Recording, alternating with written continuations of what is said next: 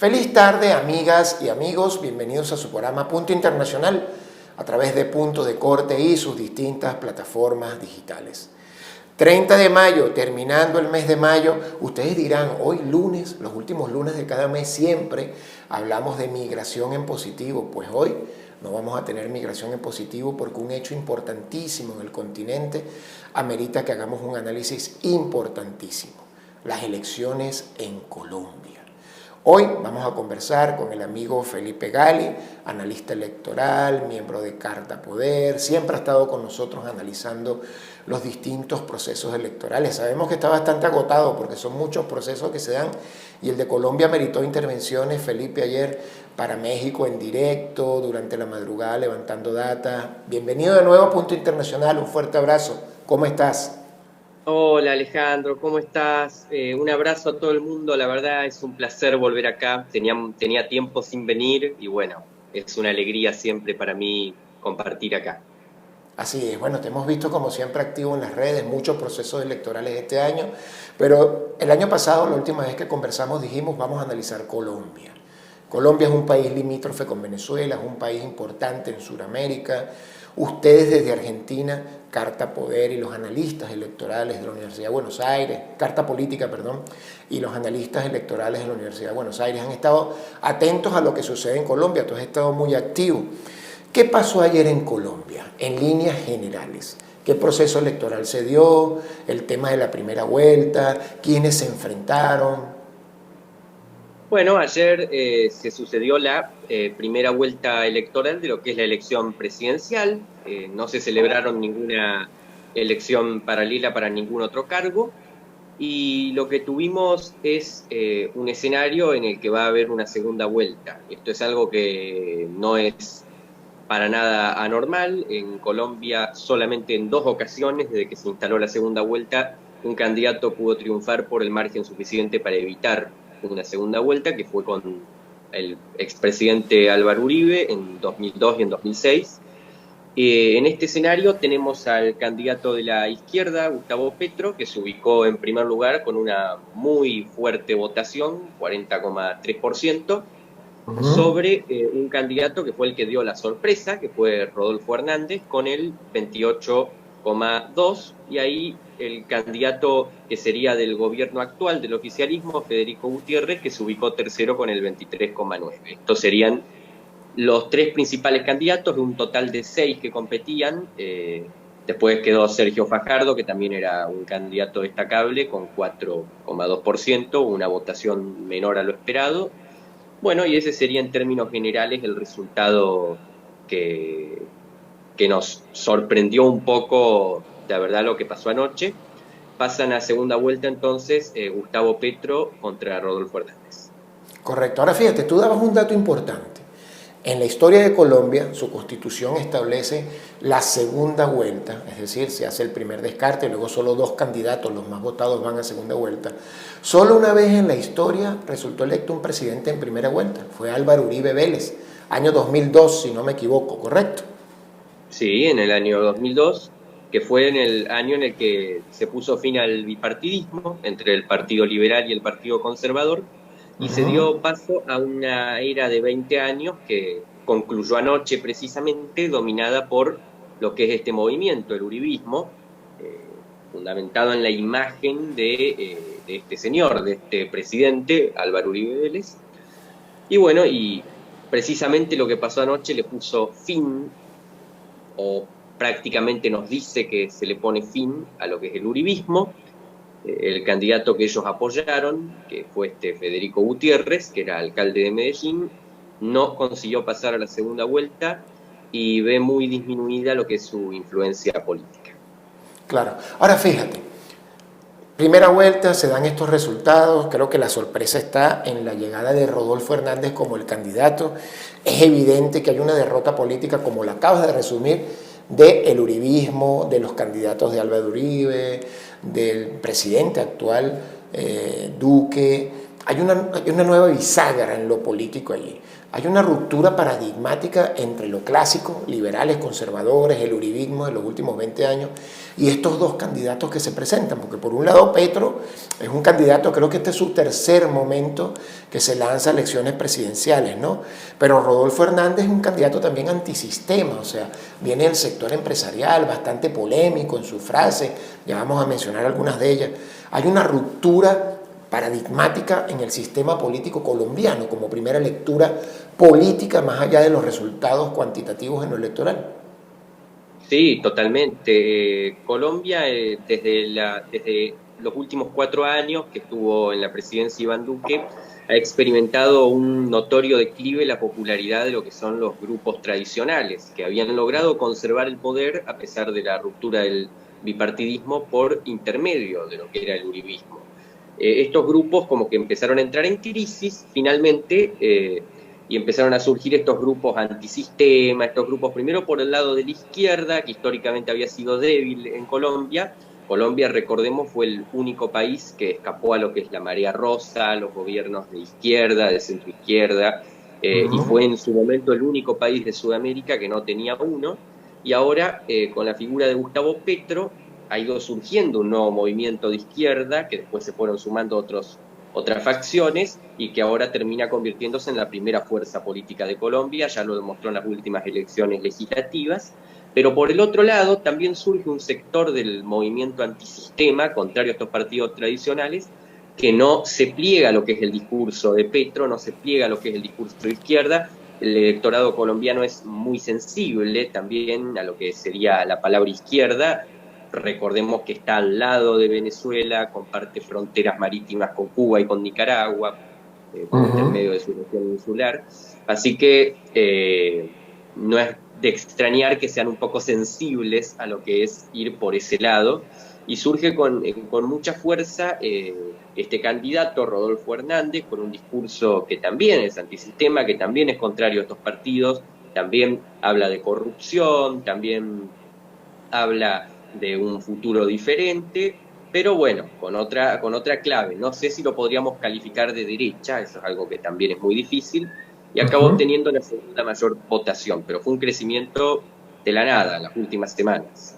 Correcto, de eso te quería preguntar, porque ustedes permanentemente hacen el análisis cuantitativo de los votos y el valor agregado que como analistas políticos, estudiosos de la ciencia política, hacen el complemento, porque ningún voto es frío, ningún número es frío. En estos procesos, digamos, todo tiene una explicación socioantropológica, sociopolítica, socioeconómica, histórica, cultural.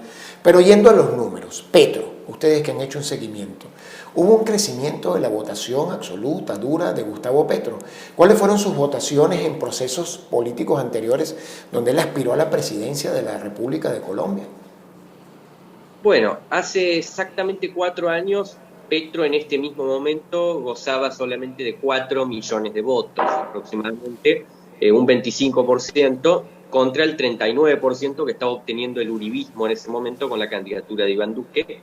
Y bueno, en la segunda vuelta finalmente creció a 8 millones de votos, lo cual ya era en ese momento la mayor votación obtenida nunca por un candidato de izquierda.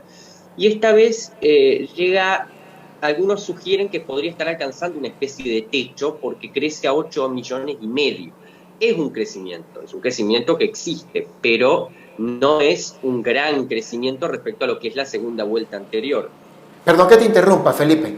Vamos a hacer un análisis ahí. Es importantísimo lo que acabas de decir. En la segunda vuelta, hace 4 años, Gustavo Petro sacó aproximadamente 8 millones algo de votos, me decías ahorita. ¿Qué fue lo que sacó en esta primera vuelta de este periodo? ¿Es así? Casi lo mismo, medio millón más obtuvo. Ok. ¿Y eso puede ser interpretado como un techo de arranque en esta segunda vuelta?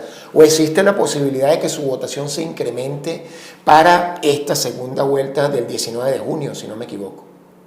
Bueno, eso va a estar sometido también a muchos factores. Tiene que ver por dónde logra conseguir un nuevo electorado que le permita ganar. A fin de cuentas, sí, lo que muestra esto es que sigue habiendo mucha reticencia y muchos colombianos no han cambiado más allá de su rechazo total al sistema porque quien definitivamente sufrió una hemorragia fue el uribismo, que cayó más de 15 puntos. Más allá de ese rechazo que tienen los colombianos, que es claro, Petro no lo ha conseguido capitalizar tan bien. Quedarse estancado en el número de hace 4 años definitivamente no era el objetivo, y eso queda reflejado en el derrotismo con el que están manejando la situación. Desde que se confirmó el resultado hace tan solo, ¿cuánto? 10 horas, un poco más, Sí, se han portado es, como si hubieran perdido, y la verdad es que quedaron primero por 12 puntos.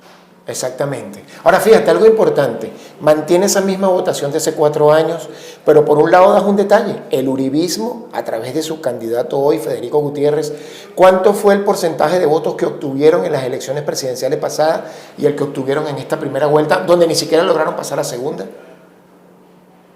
Sí, cayó de un 55% que obtuvo Duque aproximadamente a un 23,9, a un 24. ¡Wow! Este, sí, Federico Gutiérrez igual no es uribista, hay que ver hasta qué punto se ha derrumbado el uribismo ya desde su entrada, porque tuvo tan mal desempeño en las elecciones legislativas que retiró a su candidato presidencial para respaldar al candidato de una coalición de derecha alternativa que se estaba fundando por fuera del Centro Democrático, que es el partido uribista. Y bueno, y esa primaria que se celebró la ganó Federico Gutiérrez, que ni siquiera es uribista, que le ganó la alcaldía de Medellín a los uribistas, precisamente. Eh, y bueno, ¿qué ocurre? Que aquí es donde vemos hasta qué punto está la caída del uribismo, que simplemente apoyó a Federico Gutiérrez, ni siquiera tuvo una gran intervención en su campaña, alguna, pero no demasiada, y terminó en tan solo unas pocas semanas licuándole varios, como 8 puntos de apoyo en las encuestas. Todo parecía apuntar a que Gutiérrez iba a pasar a segunda vuelta contra Petro, pero en las últimas 2 semanas empieza a surgir con fuerza la candidatura de Hernández, y ahora ocurrió lo que ocurrió, precisamente. Así es. Amigos, están en sintonía de Punto Internacional a través de Punto de Corte y sus distintas plataformas digitales. Estamos conversando con el amigo Felipe Gali, analista electoral argentino, quien está en directo con nosotros analizando las elecciones en Colombia. Pueden ver nuestra programación y este programa a través de @punto_piso de corte en Twitter, en YouTube Punto de Corte Televisión y en Facebook, Instagram y LinkedIn como Punto de Corte. Felipe, ustedes son especialistas en el análisis electoral, analizan elecciones en todo el mundo. ¿Cómo podemos interpretar desde América Latina y desde Venezuela, ¿no?, donde hay una polarización in extremis, cómo podemos interpretar con una racionalidad, con criterio frío, sin pasiones, la llegada de esta opción de Rodolfo Hernández, ¿no? Porque es un candidato polémico, fue alcalde de Bucaramanga, fue muy polémico con relación a Venezuela, al tema migratorio. En un momento está en la información en redes sociales, él hizo expresión con relación, en el año 2019, hace 3 años, con relación a las migrantes venezolanas, dijo que las venezolanas, algo más o menos así, son una fábrica de hacer chinitos. En Colombia chinitos son los niños, ¿no? Chinitos pobres. Y eso lo dijo porque en ese momento, siendo alcalde, atendió más de 400 partos al año. ¿Cómo llega Rodolfo Hernández a posicionarse en el segundo lugar con discursos de este tipo, con discursos como que él es admirador de Adolfo Hitler? Yo no sé si leyó Mein Kampf o Mi Lucha. ¿Cómo se posiciona incluso sin haber estado en los debates presidenciales y haciendo campaña básicamente por redes sociales? ¿Cómo interpretan ustedes, expertos, analistas electorales que ven elecciones en todo el mundo, este fenómeno? Rodolfo Hernández llega básicamente para ponerle fin a una campaña llena de falencias que estaba realizando el uribismo. Ya se preveía que si Gutiérrez llegaba a pasar la segunda vuelta no le iba a ganar a Gustavo Petro. Y entonces aparece este señor, que era el candidato más mayor, tiene 77 años, trata de mantener quizás, si se quiere, una actitud similar a la que tuvo Donald Trump, una campaña con mucha presencia en lo que son las redes sociales, en TikTok, en Twitter, y lo vemos así, realizando sí comentarios polémicos, quizá con el objetivo de llamar la atención. Recordemos que es un candidato que no dispone de una base territorial fuerte, ni tampoco de recursos muy firmes. Es un empresario millonario bastante importante, él mismo financió su propia campaña, Pero a Ujú, fin de cuentas, si lo estudiamos bien, tampoco es un candidato demasiado peligroso. No es así un candidato conservador, ultraderecha, ni tampoco yo diría que podríamos tener miedo, ni siquiera en el campo migratorio. Yo diría que se trata de comentarios bastante salidos, bastante desafortunados, pero que tampoco deberían ser tomados tan en serio. Sí deberíamos tomar en serio su candidatura, deberíamos tomar en serio lo sorprendentemente rápido que logró que tanta gente cambiara de opinión, porque había una, estaba como 10 puntos por debajo de Gutiérrez en las encuestas, ujú. había mucha gente que lo descartaba. Los pretistas, lo que más vi en la campaña, desde lejos, desde lo que llegué a contemplar, es que los pretistas hasta cierto punto lo toleraban, decían que no era un problema, que no representaba una amenaza, que el enemigo era Gutiérrez, y los de la facción de Gutiérrez lo veían como un estorbo, como una molestia que sacaba votos, y de la nada empezaron a girarse personas que apoyaban a Federico Gutiérrez, a decir que no, que la opción era Hernández, que Hernández era el que podía ganar, y los pretistas, por su parte, empezaron a darle con todo a Hernández en las últimas semanas. Fue bastante impresionante ver ese giro, porque encima se notó, al ocurrir en un periodo de tiempo tan corto, una semana más o menos, se notó y fue bastante impresionante. Un Claro. Ah, movimiento así que no, que tiene poco precedente en el continente, si se quiere. claro, ustedes no habían visto un fenómeno de este tipo, una, digamos, levantar en tan pocas semanas, sin campaña electoral en calle, sin asistir a debates, solo por redes sociales, levantar y posicionarse en el segundo puesto. Los otros candidatos tuvieron estilos de campaña mucho más convencionales, ¿sí? Como vos dijiste, concentraciones, tuvieron aparición. Por ejemplo, el equipo de Petro sí tuvo más presencia en redes sociales, eso los ha beneficiado mucho en el pasado, pero Hernández sí, se ha basado casi completamente en eso, en sus polémicas, si se quiere, en su irrupción y sobre todo en el crecimiento que tuvo en las encuestas en el último tiempo, y eso le permitió en última instancia desplazar a Gutiérrez.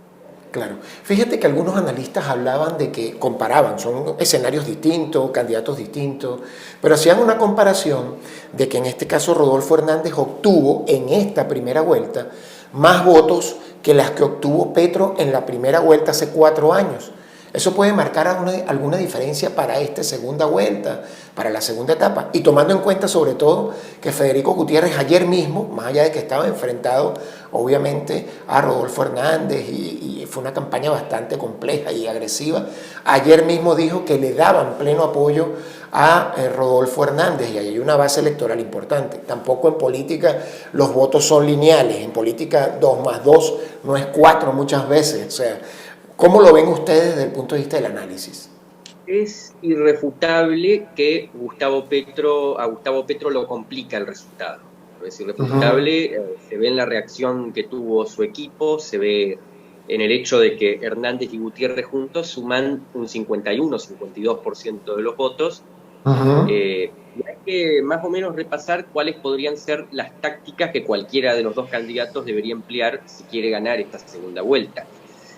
A Hernández tendría que intentar apelar, curiosamente, no a los votantes de Federico Gutiérrez, que prácticamente los tiene garantizados, sino intentar apelar a su base dura y no salirse bajo ningún concepto del discurso que ha mantenido. Ya hemos visto precisamente en Federico Gutiérrez lo que le puede llegar a pasar si tiene un acercamiento con el sector de Federico Gutiérrez. Si tiene un acercamiento, el uribismo lo va a manchar, tal y como le pasó a Gutiérrez, y podría terminar restándole votos en la recta final, porque Petro va a darle con toda a esa campaña, a sugerir que Hernández es un uribista encubierto. Por otro lado, Correcto. las esperanzas de Petro se depositan en el 4% que sacó Fajardo, que es Uh -huh. poco, no se sabe si le podría llegar a alcanzar. Es poco probable que Fajardo lo respalde, pero Fajardo no tiene ningún control sobre el casi millón de votos que obtuvo. No, es un electorado de centro izquierda, si se quiere, que es muy difícil que se identifique con alguien como Hernández y que tampoco le tiene tanto miedo a Petro. Y en última instancia debería ser algo muy similar a lo que hizo Gabriel Boric en Uh Chile en -huh. tiempos recientes, que sería apelar a cuestiones de campaña a las que suele apelar la derecha, como temas de defensa, de seguridad, de migración, dándole su propia perspectiva y al mismo tiempo apelar al voto ausente, a la gente que no votó. Eso sería muy importante. Recordemos que allá en Colombia el voto no es obligatorio. Eh, eh, bueno, ese debería ser más o menos la táctica a la que también deberían apelar. Claro. Ahora fíjate, ¿es factible entonces que en este caso los votantes de Gutiérrez vayan o migren más hacia los de Rodolfo Hernández que hacia, obviamente, Gustavo Petro? Y eso marcaría la diferencia desde el punto de vista de votos absolutos, ¿correcto?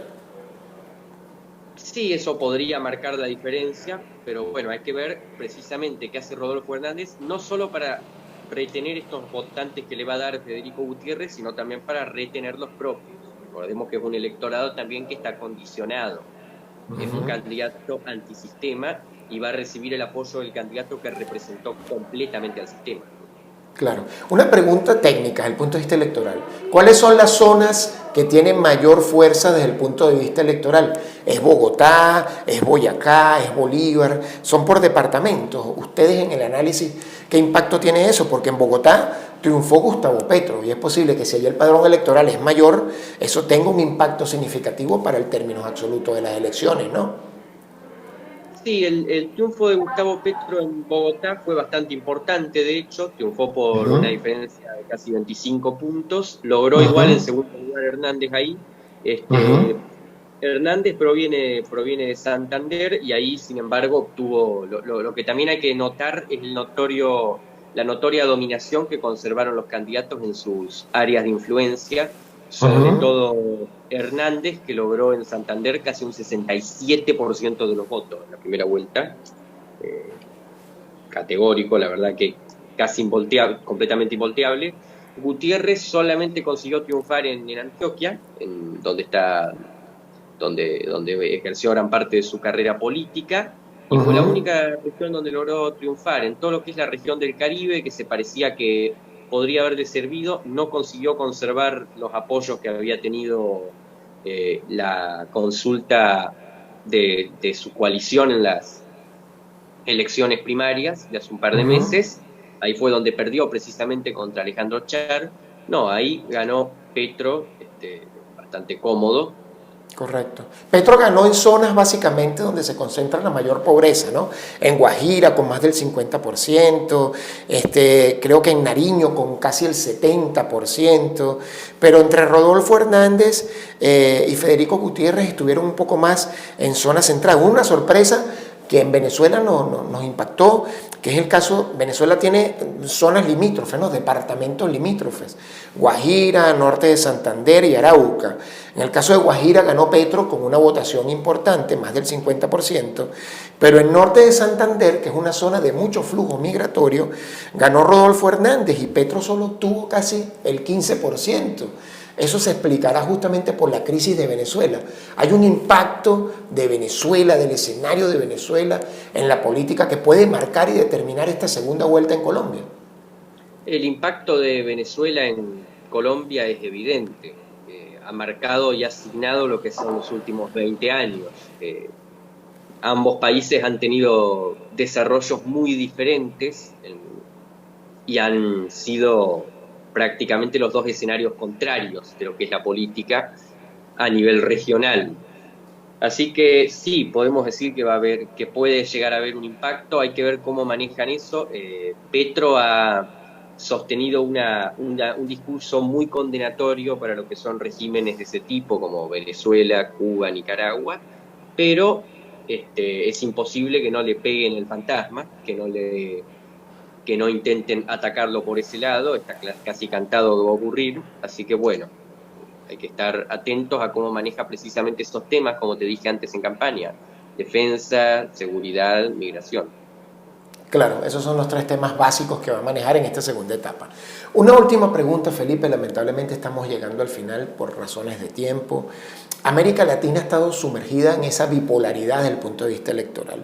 Si vamos a los hechos recientes, Castillo, ¿verdad? Pedro Castillo versus Keiko Fujimori, reciente, para este año tenemos unas elecciones en Brasil que son sumamente importantes, donde estaría Luis Ignacio Lula da Silva versus Jair Bolsonaro.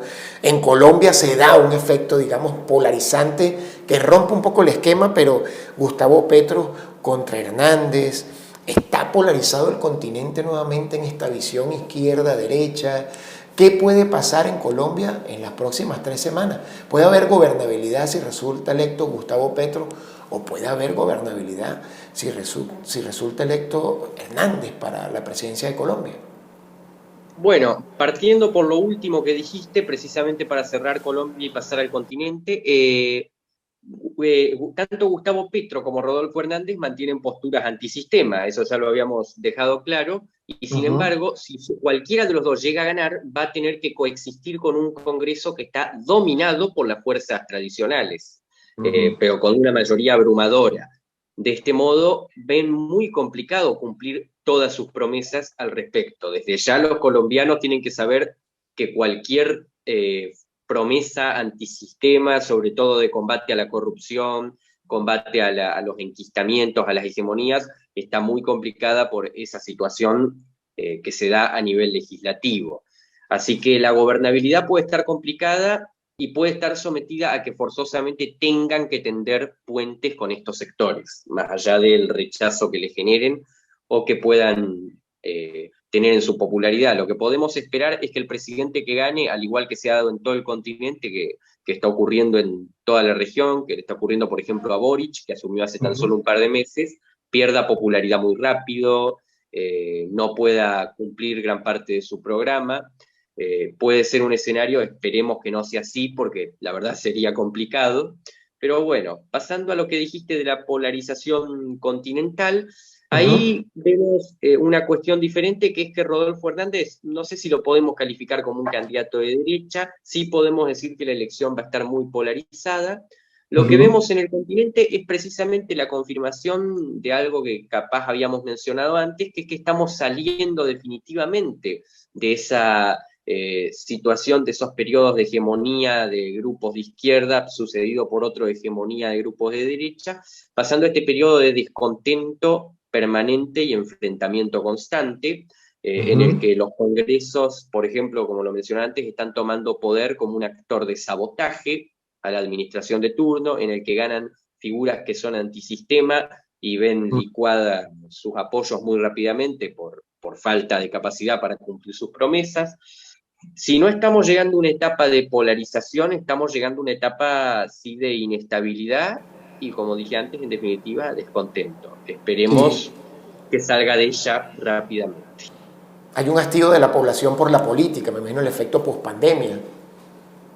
Sí, no solo pospandemia, ya se estaba empezando a ver un poco de antes. Hay un hastío con la falta de promesas, de cumplimiento de promesas, que es evidente. O sea, el continente